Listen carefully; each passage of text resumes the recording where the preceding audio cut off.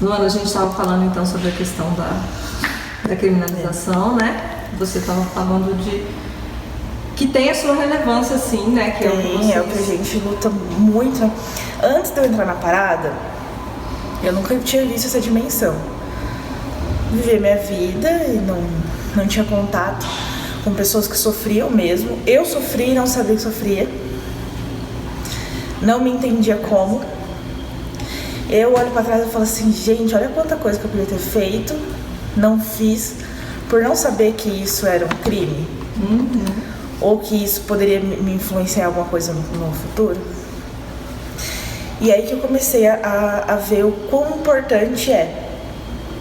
Porque existem LGBTs que acham que isso é frescura, né? Que isso não tem que existir.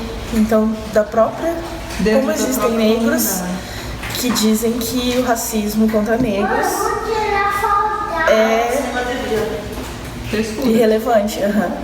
Mas uma coisa que você falou que é muito interessante, que você não percebia às vezes que você passava por essas situações de preconceito. Que tipo de situação que você se deu conta depois? Nossa, que eu queria matar a pessoa.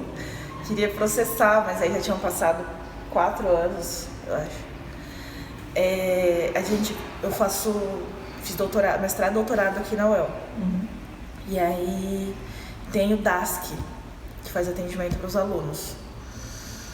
E eu tinha acabado de chegar aqui, eu fiz faculdade em Maringá, e vim fazer o mestrado aqui. Eu acabei de chegar aqui, tem atendimentos, né? Atendimento ginecológico, clínico geral, oftalmo, dentista, um monte de atendimento ali. Sim.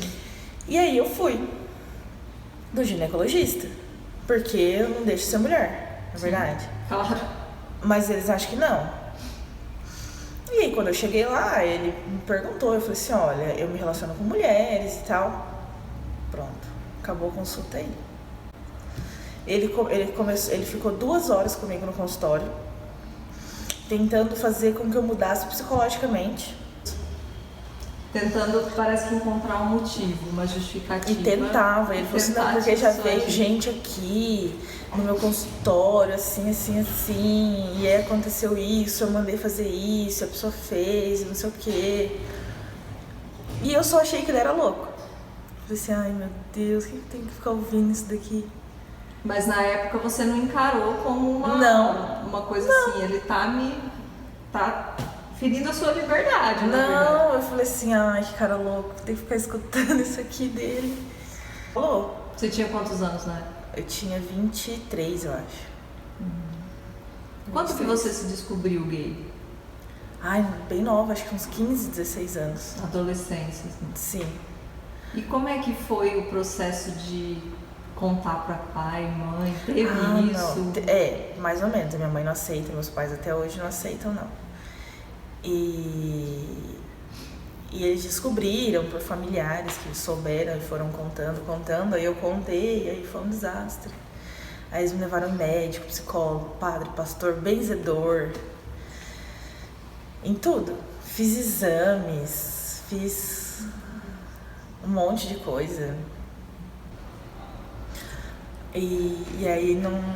Aí eu falei assim, ai meu Deus, tanta coisa. Eu falei assim, não mãe, me curei, tô curada. E aí... Aí vocês não falam sobre o assunto, não. digamos. Em algum momento você teve dúvida depois que você se descobriu? Não tive. Mas eu nunca sofri preconceito nessa época.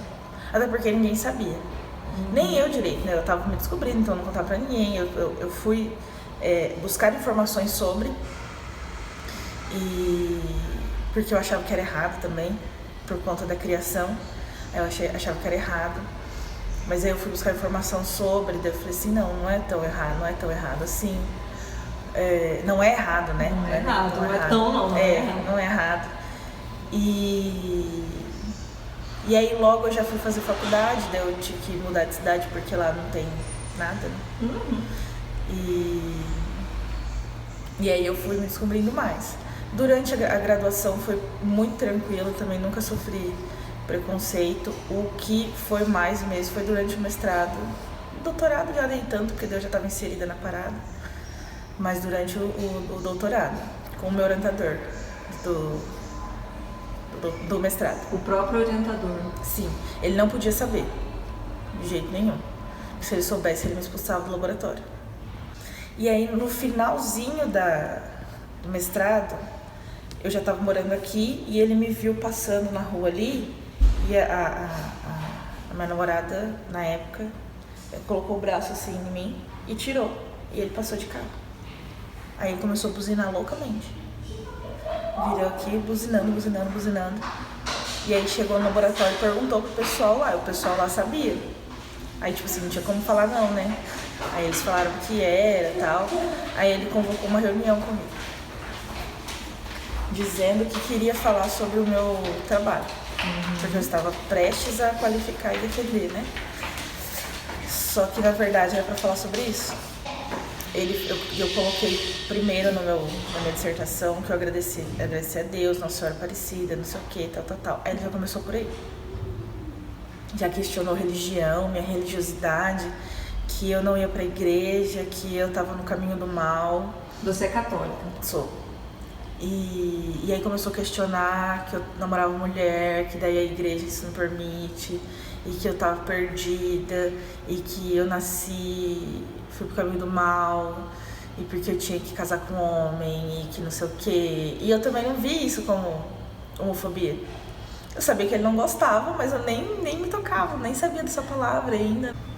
Você só foi compreender essa dimensão de homofobia quando você entrou na parada? Que até então você não tinha relacionamento com a comunidade LGBT daqui? Militante, não. Militante, não. Nada.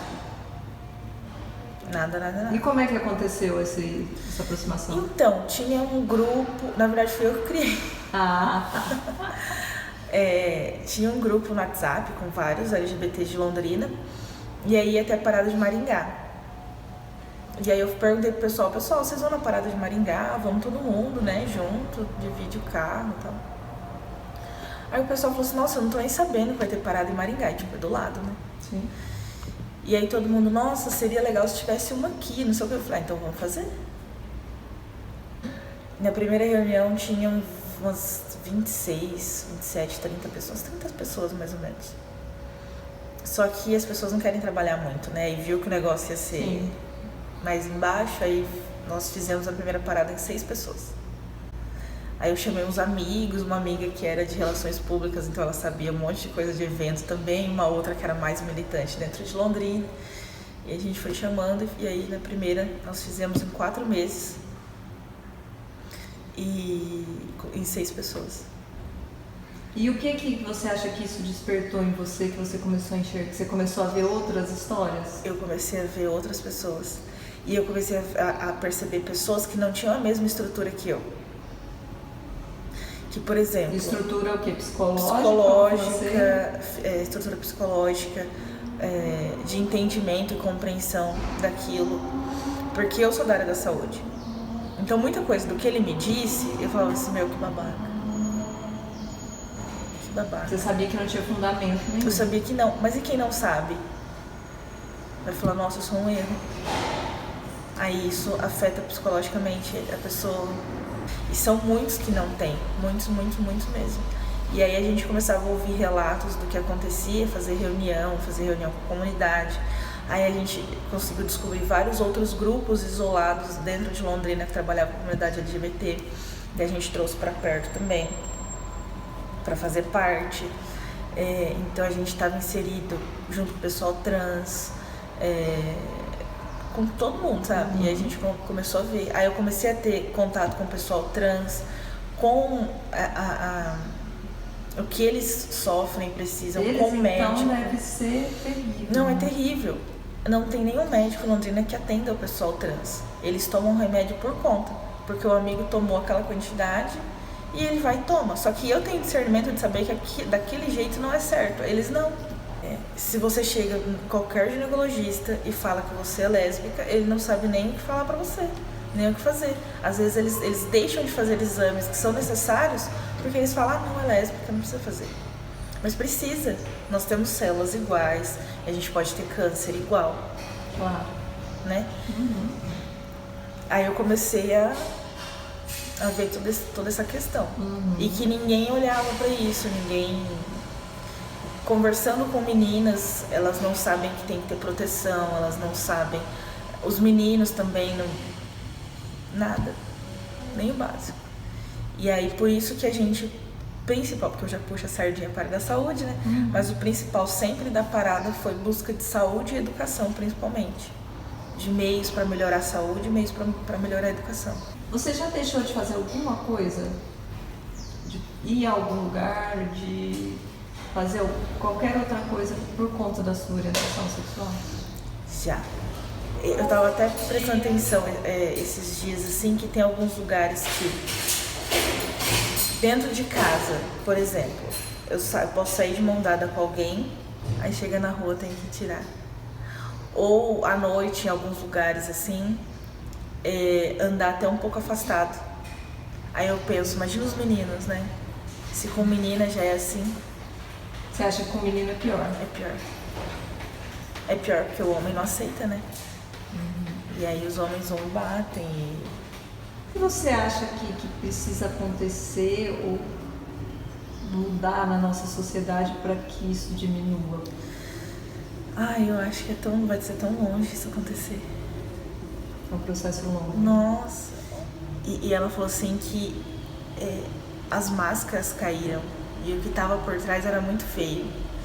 As máscaras da civilidade. Então existia uma civilidade mascarada, né? Não, eu apoio os gays. Longe de mim. Desde que eles fiquem longe. Desde que eles fiquem longe, que não seja da minha família. E aí agora, nesses últimos tempos, caiu essa máscara de civilidade. Nossa. Então tá todo mundo muito... Tô furioso isso aí. Não sei, dá até medo. A gente ter o chefe máximo da República assumidamente homofóbico, você acha que valida isso nas pessoas? Com certeza. Elas falam assim, não, mas o presidente pode falar. Tá aí. Meu nome tá em todos os lugares. O risco tá aí, né? O risco tá aí. Você acha que teve um retrocesso nesse processo, pensando assim por essa questão das máscaras, ou não? A gente tá evoluindo? Não, a gente tá evoluindo bastante. Só que assim, em comparação com anos atrás, né? Só que agora com essas máscaras que caíram, com essa civilidade que já era, tá voltando tudo de novo.